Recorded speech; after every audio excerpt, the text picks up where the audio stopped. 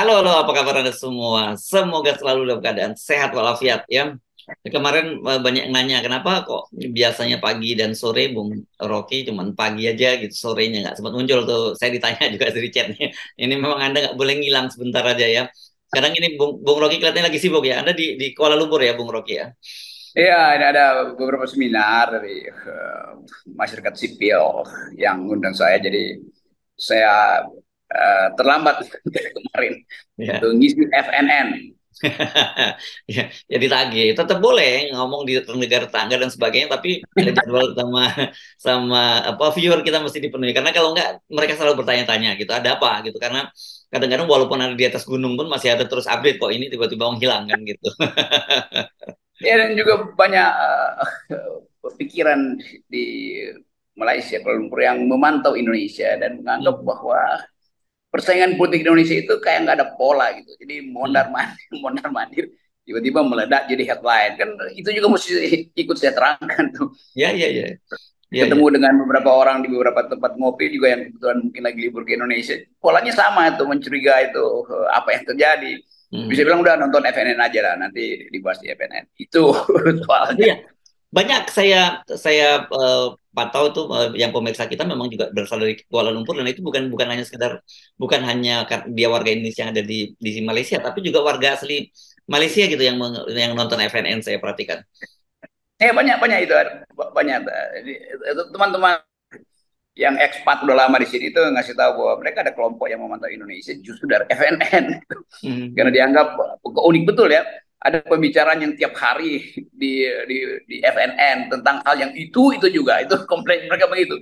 Tapi selalu mereka mau mau tunggu sebetulnya kejutan analisa tuh, karena analisa kan kadangkala ya itu ngutip-ngutip koran segala macam. Jadi mereka mereka justru gembira kalau ada sesuatu yang ditanyakan oleh Hersu dan dia bilang itu jawabannya tuh ngeyel, tapi nanti kita hitung tuh ngeyelnya masuk akal apa enggak.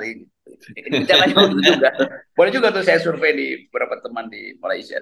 Yes, oke. Nah, Anda tadi ngomong ngopi-ngopi, kok saya jadi teringat Pak Jokowi nih. Kemarin kan Pak Jokowi hadir dalam acara harlah hari lahirnya PKB dan ini menariknya kok ya dipilihnya kok dia di Solo gitu loh hari lahirnya PKB itu digelar di sana dan para petinggi partai politik hadir dan Pak Caimin seperti biasa dia tampil dengan jenaka dan dia mengucapkan terima kasih pada Pak Prabowo yang sengaja terbang dari Prancis hanya untuk hadir di harlah tapi dia tanya udah 11 bulan lebih koalisi tapi belum jelas juga keputusannya kan gitu.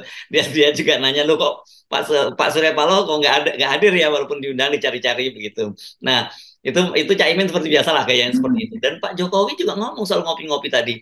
Ini beliau tuh heran katanya dia mengamati di media sosial. Rupanya Pak Jokowi juga mencermati media sosial katanya dia heran orang para elit politiknya bisa duduk ngopi-ngopi kok yang di bawah malah ribut sendiri, berantem sendiri lah gitu kira-kira.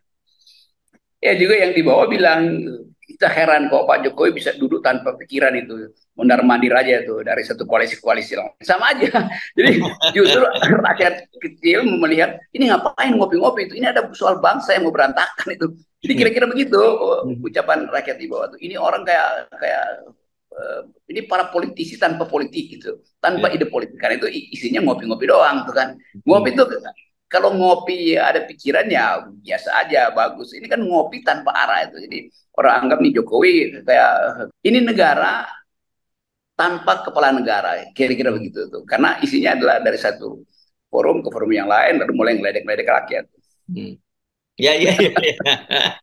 Oke, dan sebenarnya kalau justru yang terjadi itu malah rakyat sebenarnya tadinya bingung sih sebenarnya dengan Pak Jokowi itu ya. Kok Pak Jokowi ngomong A bisa jadi B, kalau ngomong B itu berarti A gitu. Tadinya rakyat bingung, tapi lama-lama karena konsistensi Pak Jokowi dalam ketidakkonsistenan, nah gitu saya kira begitu ya. Publik sekarang jadi lebih paham gitu. Jadi sekarang mereka juga lebih santai kok Pak Jokowi, mereka bisa lebih lebih ngopi-ngopi kan. Buktinya juga gitu, para relawan Anda juga sekarang juga nggak semuanya ikut Pak Jokowi, ada yang ikut Ganjar, ada ikut Prabowo yang diarahkan oleh Pak Jokowi, tapi ada juga yang ke Anies gitu. Ya itu poin tadi bahwa ini negara ada kepala negara, Hmm. tapi kepalanya kosong kan. Jadi orang kalau kepalanya kosong ya ngopi-ngopi aja kan, kan nggak ada yang mau dipikirin kan. Jadi Yes. sebetulnya lama panjang dan tidak ada semacam kegembiraan untuk menyambut politik karena tadi upaya untuk menanamkan nilai di dalam pertarungan politik itu nggak ada. Jadi ya udah bercanda ya boleh aja bercanda. Jadi kita anggap aja bahwa memang ini situasi yang dari berantakan jadi lucu tuh, dari lucu jadi absurd dan kita menunggu sebetulnya satu sinyal baru dari mahasiswa, dari masyarakat sipil, dari LSM berupaya untuk mengembalikan Indonesia yang berpikir karena selama ini nggak ada pikiran di kepala negara Iya, atau iya. nggak atau kepalanya ada tapi pikirannya yang nggak ada itu Iya, iya, aja iya. pokoknya. Oke, tapi saya kira sebenarnya gampang kok ya kalau Pak Jokowi mau rakyatnya rukun, nggak ribut-ribut gitu. Pak Jokowi nyatakan saja saya sudah berhenti cawe-cawe dan saya mau Madek Pandito gitu ya, Madek Pandito gitu, lengser ke Prabon, Madek Pandito gitu pulang ke Solo. Saya kira itu langsung otomatis situasinya langsung orang bisa sambil ngopi-ngopi di mana-mana bisa dengan senang dengan tawa-ketawa gitu. Itu kalau memang mentalnya mental pandito tapi kalau Hmm. kalau mentalnya bertentangan dengan itu, artinya dia punya kecemasan bahwa dia nggak akan jadi pandito. Karena itu dia berupaya untuk tangannya cuma dua, tapi mau ada di tiga empat partai supaya supaya bisa ikut-ikut ngatur tuh kan itu intinya kan. Jadi orang yang menjadi pandito sebetulnya dia potong tangannya tuh supaya dia nggak campur tangan lagi tuh. Ini tangannya justru jadi banyak tuh dan tangan yang udah banyak itu nggak juga cukup dia punya, dia tambah lagi tangan orang lain kan, tangan yang lagi ngaduk-ngaduk Golkar, tangan yang lagi ngaduk-ngaduk PDIP, tangan yang lagi ngaduk-ngaduk Demokrat. Jadi semua kaki tangan Jokowi itu sekarang bergerak secara bukan lagi secara sembunyi-sembunyi, secara terbuka itu bergerak di Golkar, bergerak di Demokrat, nanti lagi bergerak di PKS, bergerak di Nasdem udah dari awal. Ya, ya, ya, ya. Dan sebenarnya kemarin itu Cak Imin sendiri menyelenggarakan harlah di Solo itu juga di tengah kebingungan tadi ya karena sikap dari Pak Jokowi itu dan juga sikap Pak Prabowo yang sampai sekarang kata dia sudah 11 bulan kok juga belum ada keputusan soal. Kan memang kita tahu bahwa Cak Imin ini sejak awal yang berdeklarasi dengan Pak Prabowo gitu ya mau jadi calon dia maunya ya dia calon presidennya sampai bahkan ada istimewa ulamanya dan sebagainya. Tapi saya kira kenapa ketidakpastian Pak Prabowo itu ya karena ada harapan dari Pak Jokowi itu gitu ya kan seperti katakan oleh Pak Jokowi oleh Pak Prabowo bahwa soal calon wakil presidennya dari Pak Prabowo itu akan bicarakan dengan Pak Jokowi. Saya kira kalau sampai sekarang belum final ya kalau belum ada pembicaraan dengan Pak Jokowi gitu. Itu Cak Imin juga ngapain gitu kan, dia calon presiden tapi Hmm. kemudian dia tambah dirinya sendiri dengan posisi sebagai wakil presiden, kan itu ajaib kan, Cak Imin menukar dirinya sendiri dengan cara merendahkan diri kan, jadi keagungan politik itu hilang dan kita mungkin merasa ya memang itu nasib Indonesia itu, tidak ada orang yang mengatakan saya dalam keadaan apapun saya mengucapkan politik dalam pikiran yang betul-betul bersih itu. Kalau sekarang kan terlihat wah ya udah kotor, udah sprindiknya bertebaran di mana-mana, potensi ditangkap KPK, tapi masih berupaya untuk nyari selamat dengan cara yang dangkal. Dan semua politisi pada akhirnya masuk dalam jebakan yang sama, itu jebakan demagogi itu, sekedar ngomong bunyi-bunyi sana sini, tapi gak ada isi itu. Jadi kita lihat sebetulnya ini kalau dari atas, kalau Pak Jokowi bilang ya dia lihat rakyat di bawah itu kok berkelahi ya, untuk Hmm. hal-hal yang nggak masuk akal. Nah, kalau rakyatnya naik sedikit di atas kepala elit ini, mereka akan lihat bahwa ini elitnya kok bagus banget ya, Hmm. bersekutu, tetapi kok sekedar mondar-mandir. Sementara itu dia nggak dengar ada ide tentang bernegara, ada ide tentang politik. Jadi rakyat juga mentertawakan, walaupun mereka nggak bisa ucapkan karena mereka punya media, bahwa elit itu mondar mandir tanpa kepala, itu dasarnya. Oke, saya membayangkan begitu ya, ketika pidato Pak Jokowi menyampaikan itu ya, bahwa kenapa dia heran, kenapa kok di yang elit bisa ngopi-ngopi tapi di bawah ribut. Padahal sebenarnya pada saat hari itu juga begitu keluar dari acara itu, Pak Erlangga Hartarto kemudian ditanya oleh wartawan, apakah Bapak besok siap diperiksa oleh Kejaksaan Agung dan Pak Erlangga menyatakan dia siap dan Pak Erlangga pasti siapa bilang kita bisa ngopi-ngopi setelah ini gua malah kena kasus hukum kan begitu.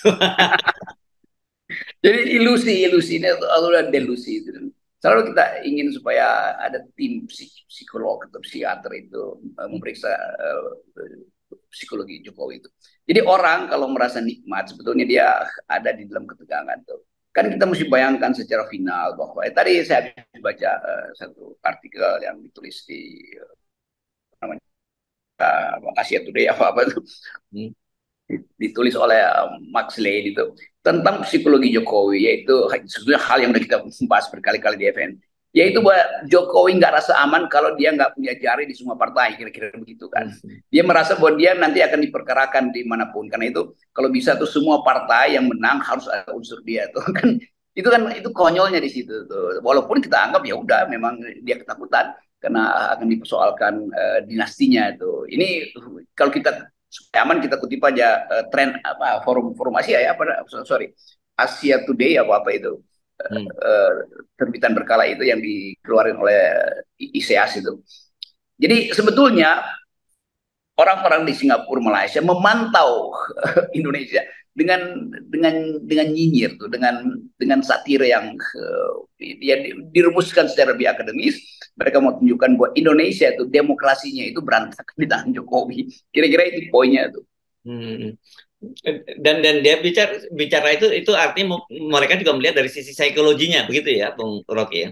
Ya, akhirnya mereka lihat dari psikologi. Ya, kita udah berkali-kali bahas soal psikologi. Iya, iya, iya. Akhirnya pengamat ISIAS ini, Institute for apa ya ISIAS, Institut Studi Asias, gitulah kira-kira, yang berbasis di Singapura, menganggap bahwa Jokowi sebetulnya sama seperti kita bahas di FNL, cemas terhadap masa depan dinastinya. Nah ini kata dinasti artinya dipakai di dalam tulisan itu. Dinastinya lah yang dia utamakan itu.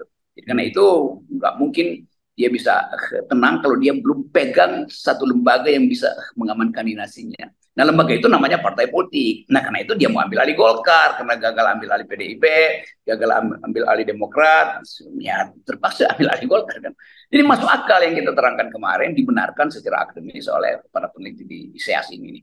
Tapi udahlah, itu kan hal yang secara gampang juga emak-emak sambil nunggu gojek juga tahu kok problem itu.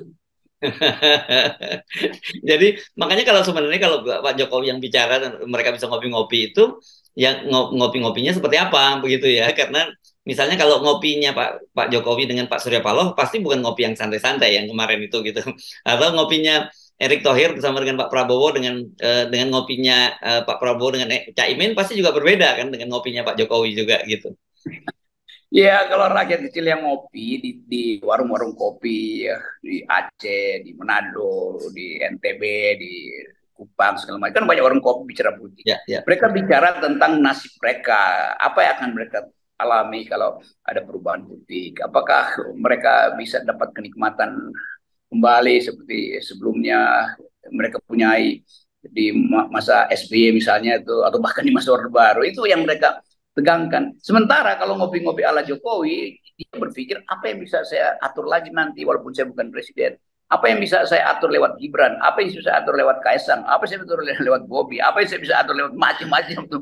Jadi begitu bedanya tuh. Jadi ide di dalam otak itu beda tuh. Otak rakyat memikirkan masa depan bayinya yang baru 4 bulan, susu hilang tuh, harga bahan pokok naik itu, masa depan petani yang pupuknya jadi mahal. Jadi ngopi di masyarakat bawah itu artinya ngopi untuk memikirkan cara bertahan hidup itu. Sementara ngopi di kalangan Jokowi cara bertahan berkuasa kan itu bedanya. Hmm. Dan saya kira sebenarnya tadi seperti kita usulkan rumusnya sederhana gitu. Kalau Pak Jokowi kalau rakyatnya nggak mau ribut terus, satu saya kira mungkin yang harus diselesaikan buzzer ya, keran untuk para buzzer itu mulai disumbat begitu ya. Kedua, Pak Jokowi juga menyatakan ini Pak, saya kira malah paling penting ini ya, Pak Jokowi menyatakan saya tidak akan cawe-cawe lagi. Saya ralat lah kalau menyatakan akan cawe-cawe. Saya percaya bahwa bangsa ini sudah cukup dewasa, cukup matang, tidak akan muncul riak-riak. Pemilu biasa kok, kita sudah berkali-kali menyelenggarakan pemilu dan aman-aman saja. Gitu.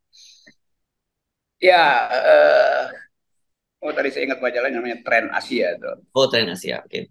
Tren Asia. Jadi kata cewek-cewek dipakai juga oleh Tren Asia akhirnya. Iya. Dia mau gambarin, memang Jokowi nggak mungkin berhenti cawe-cawe. So kalau dia berhenti cawe-cawe, dinastinya berantakan tuh. Karena itu dia akan cawe-cawe terus. Itu kesimpulan dari Tren Asia tuh yang akhirnya, wah pasti Tren Asia ngikutin terus FNL atau segala macam tuh. Karena bahasanya akhirnya sama. Yang kita simpulkan nggak mungkin Jokowi berhenti cawe-cawe. Dia ganti istilah cawe-cawe bisa. Saya nggak pakai cawe-cawe lagi. Apa wace-wace misalnya itu apalah. Ngopi-ngopi, istilahnya ngopi-ngopi sekarang. Ngopi. Iya. Iya, Tapi iya. tetap terlihat analis dunia itu kan kita baca analis Australia, teman-teman analis di Melbourne University itu dan di Singapura, di Malaysia itu menganggap bahwa Indonesia sudah selesai secara ide, sudah selesai karena demokrasi tidak tumbuh tuh. Tinggal yang mereka khawatirkan kalau terjadi political upheaval atau semacam social unrest yang membahayakan perhitungan strategis global politics di Indo-Pasifik kan itu intinya. Kalau Indonesia melemah, itu Indonesia potensial untuk ikut menyeret kekacauan geopolitik karena Indonesia tetap ada di dalam ketegangan antara Cina Amerika. Jadi kira-kira itu inti pikirannya dan Indonesia tetap jadi sumber perebutan sumber daya mineral yang bagus-bagus. Nah, kita sebetulnya mau tunggu Jokowi mengucapkan itu bahwa nanti kalian ya calon presiden kalau Anda terpilih semua anda harus tahu bahwa kita ada dalam ketegangan global politik karena kita ada secara strategis hidup antara proksi Amerika dan proksi Cina. Itu poin saya ya. Kira-kira begitu Jokowi mesti bilang. Juga ada ketegangan dalam soal eksploitasi sumber daya ekstraktif karena nanti kalian akan dituntut di Uni Eropa karena merusak lingkungan. Kira-kira begitu kan. Mestinya itu yang dipesankan Jokowi. Kalian anak-anak muda ingat bahwa stunting akan sangat tinggi di 2030 nanti itu. Jadi kalian pasti akan kekurangan kapasitas untuk berpikir lebih tajam dibandingkan dengan dan Vietnam misalnya itu.